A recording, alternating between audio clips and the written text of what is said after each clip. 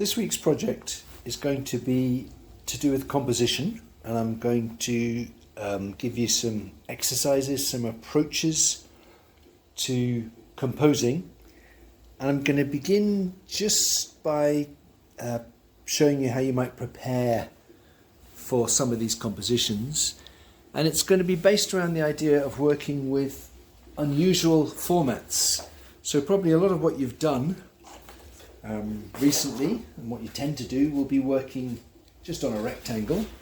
And I'm going to show you some quite fun approaches you can take to composition by working with different formats, and by starting with a rectangle and then turning it into a square or a double square and so on. And just so that there's clarity in what you do and I get you to do, I thought I would just prepare the paper in front of you,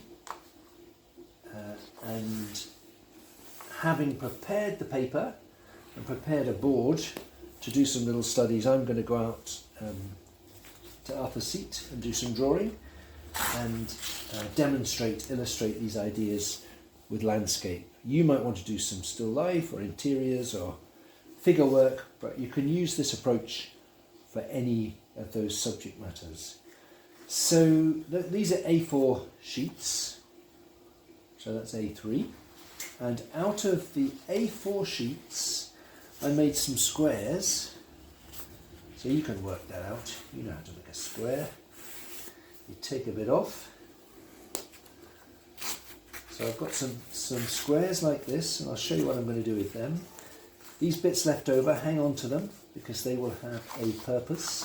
And the A3 sheet that I got, I divided into 3, and that gives me what is sometimes known as a double square. And I think that's pretty much a double square. I'm not worrying too much about exact proportions, it's just the idea that that's a kind of letterbox panoramic format. These are squares, and that in itself is quite unusual to work with a square, but I want you to then turn your square into a rectangle. So you can prepare these pieces and then have them ready on your boards. And just to show you the way it's going to work, you'll start your composition on a rectangle in good faith, trying to ignore the fact that you know there's an extra bit down here, and then at a certain point you will undo that and turn your format from a rectangle into a square, and you will then see and have to consider what you can add to your composition, and then perhaps have a kind of assessment at the end of that process and decide, do you like the new composition? Has it added something extra? Or were you better off without it? And we'll be doing the same sort of thing. We'll take a double square, but we'll start as a rectangle and then we'll extend it into a double square, or you could start with a square and extend it into a double square. So it's really just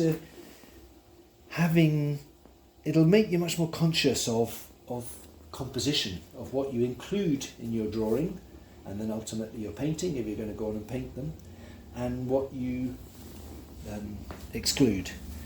And I think composition, in a way,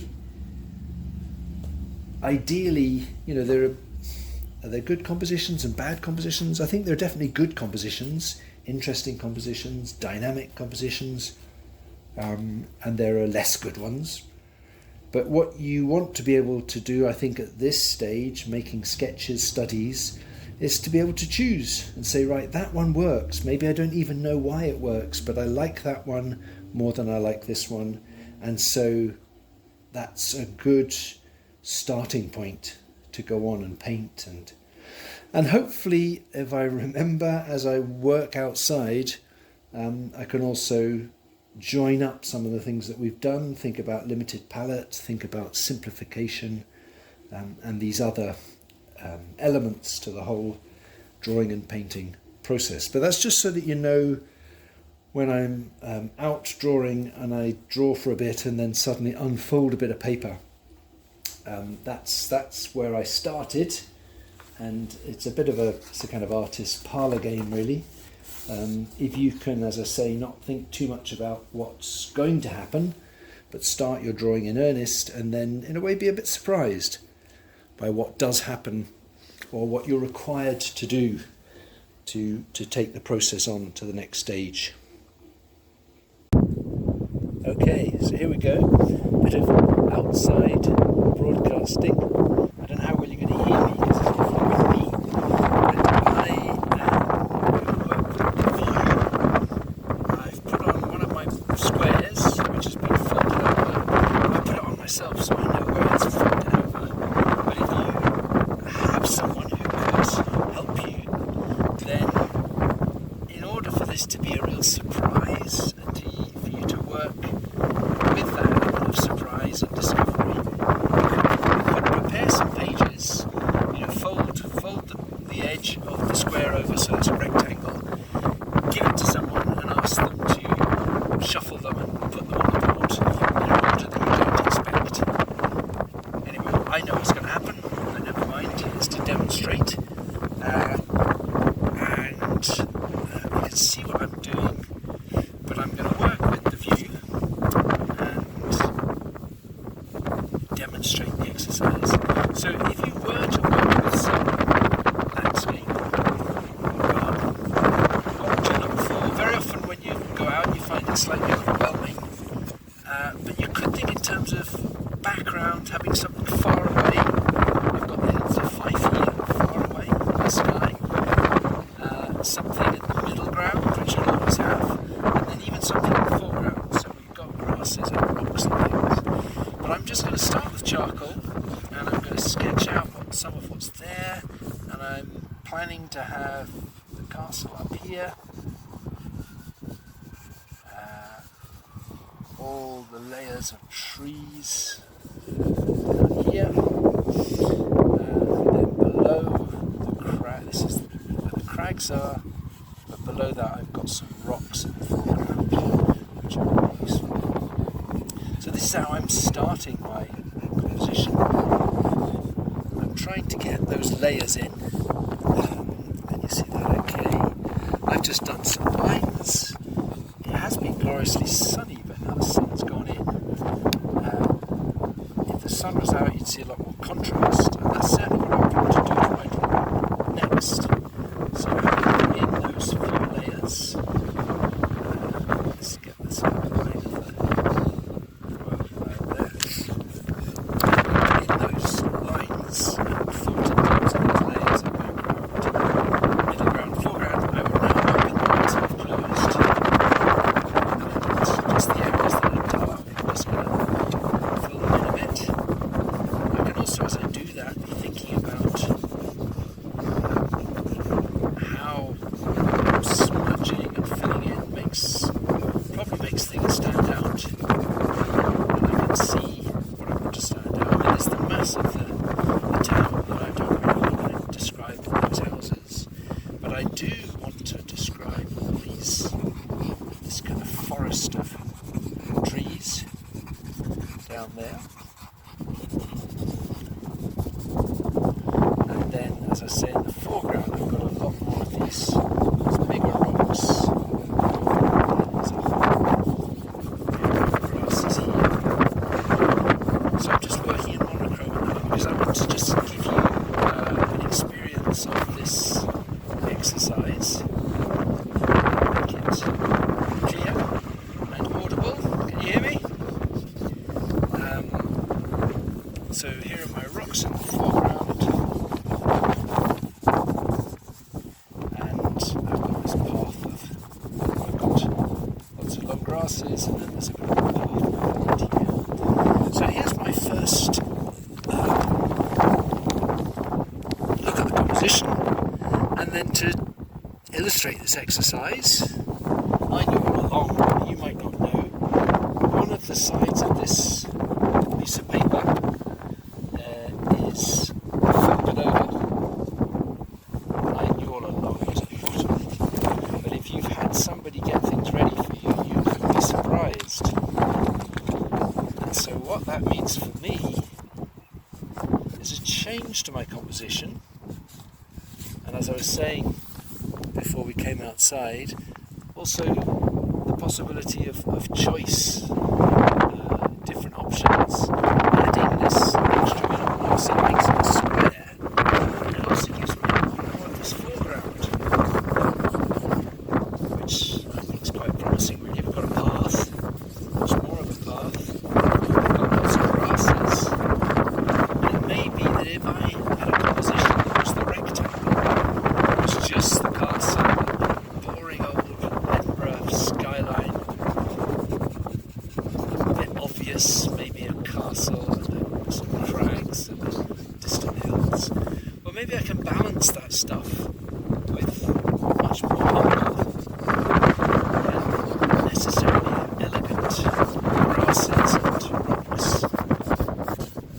And that may be a good combination. You know, what makes a good composition?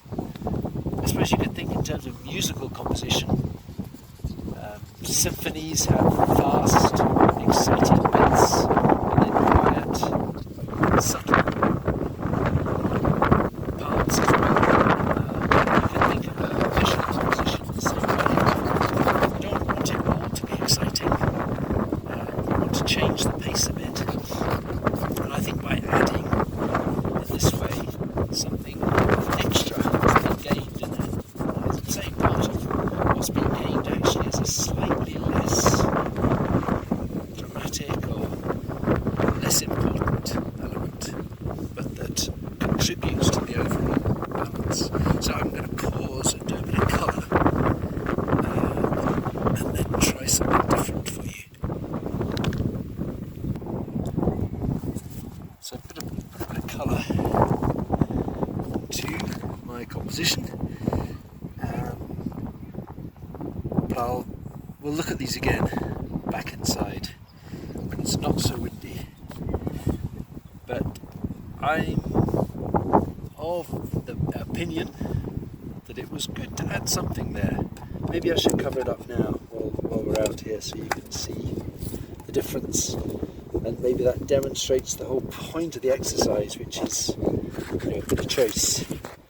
That, see, that's a much more compacted composition. Oh dear, is it better or worse? I think it's good as a square. Anyway, that's just demonstrating some choice. So I'm going to set up with another bit of paper now and look in a different direction and illustrate the point again.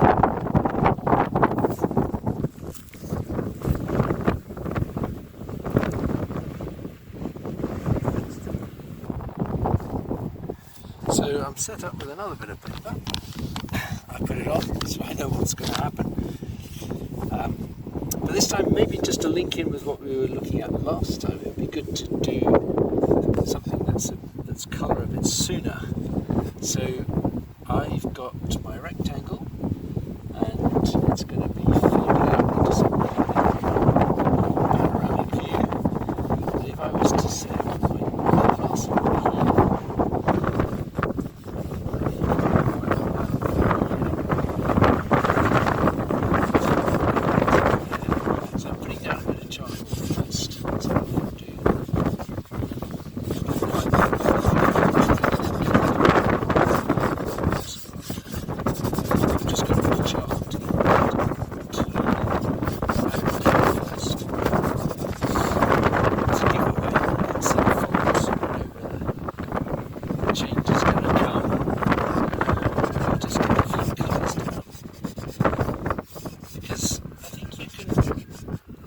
composition exercises, but you can compose in different ways.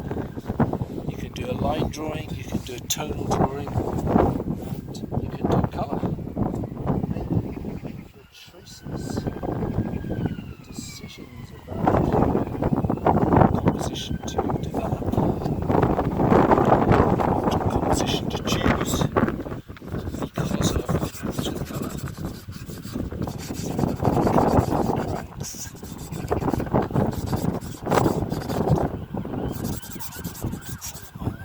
Colours.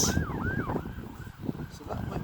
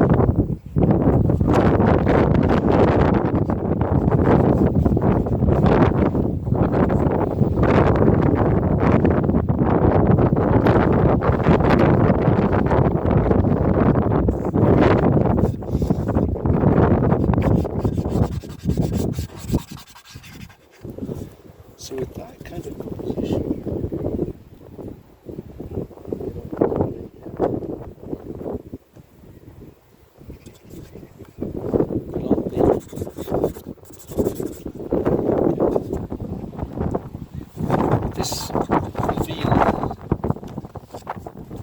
I'm going to go from the rectangle to this double square.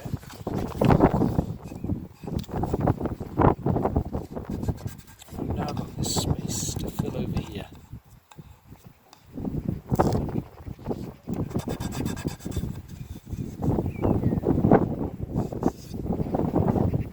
It's perhaps a bit similar to the previous experience, because really what I'm getting now is a lot more rock, a lot more foreground rock. But I would say, I didn't quite finish the rags there, so actually I think that is a vast composition. It's actually more interesting, I think, when we go to the square, because we've now got these layers, this foreground rock that the crags distance off to the castle, the Edinburgh skyline. So actually that might be a much more interesting development. But I'll pause while I put some colour onto that. So it may not be the best place to view these pictures, but I wanted to compare them with my subject and just say that I think that's a real improvement to the composition to have this extra bit. Because in a way we've got these layers from foreground rocks, middle ground crags, and then if I want people to look at the castle, everything is sort of leading off in that direction. So that was trying to approach it more as colour, still having this reveal extra bit to the composition.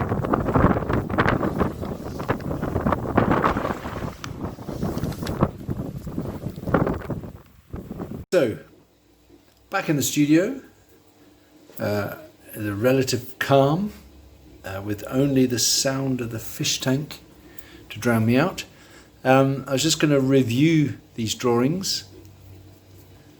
I hope it's okay that I went for, Edinburgh Castle, and that's maybe, I hope that doesn't make that difficult for you. You might want to work with still life, interior, figure, whatever.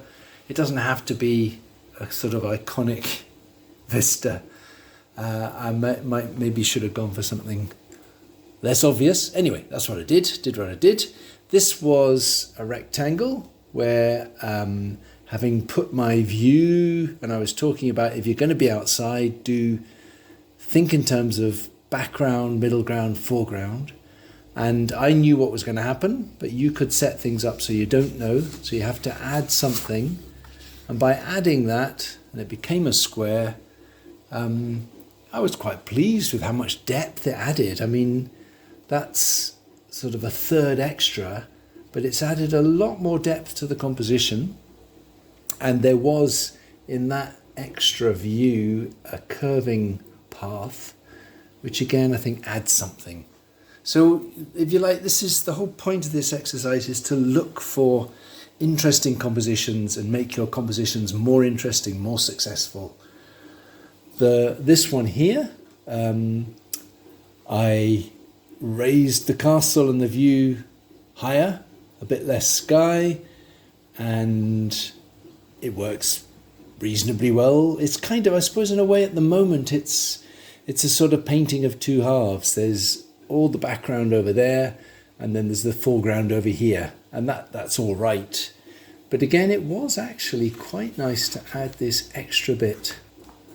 So it's a different format. It's now a double square, but there's much more of a build-up or a movement from these foreground rocks, which they're not too interesting, they're not too complicated, they're not going to compete with the castle on the skyline, but they add something. Instead of maybe, and it's not always easy to analyse these things, but maybe it's a painting of two halves and they're kind of equally equally weighted. Whereas when I add this, it seems to be a better balance. There's not much going on here, but it's a really good lead across these layers eventually to getting to what may turn out to be what I want people to look at in the composition. So in both those cases, I'd go for the square or for the double square. And then I just tried one more, which you didn't see me do, but I thought, vary things, get the castle and get Corstorphine Hill and have a lot of sky. And then there's a bit added on. And when I added this on, actually, it brought in something unexpected. It brought in some colour. There was more blue in the sky there. And once again, I suppose this shouldn't be the outcome. They shouldn't all be better by adding things. But maybe it is. I should also say something about squares, because we're used to working with rectangles. It is said that the square format, in a way, you can be a little bit more aware of the abstract arrangement of your subject. When you have a rectangle which is landscape or portrait, with landscape there's a kind of bias side to side. With portrait, the bias is much more up and down. When you have a square, it's neither one nor the other, and it can be more dynamic in abstract terms. So I don't know if that's why in both these cases I quite like these square formats. So that's a bit of analysis of what happened. What I could do now is, if I particularly like these two arrangements, I could paint them. You could paint yours. The important thing is I've done a lot of work on planning these compositions and trying to identify something that works well. So firstly, I've got to make sure if I paint this, I start with a square format and I try and get that arrangement. I've got almost a third of skyline background and then a middle section with a middle ground. Maybe that's not true, but anyway. Point being, having worked hard to get an arrangement that I like, I should make sure I paint that and not get out a rectangle and lose all of that preparation. Same here, this could be a double square format. And on the email that I send out, I'm going to show you some artists, and they will include, afraid one of them have to be Degas, because he was always doing great things with composition. So there'll be some square Degas and there'll be some double square Degas, but maybe we'll get someone like Matthew Draper, local lad, who does these panoramic landscapes and works with the double square. So by working with a less familiar format, like the square or the double square, again, you'll probably be more conscious of composition. So not just looking at your subject and trying to draw it well, but actually looking at your drawing or your painting and seeing what's happening in them and trying to bring out the most successful, interesting version. So one last thing, I was saying, keep these bits of paper if you make some squares and double squares, because the other way that you can compose is you can mask off areas.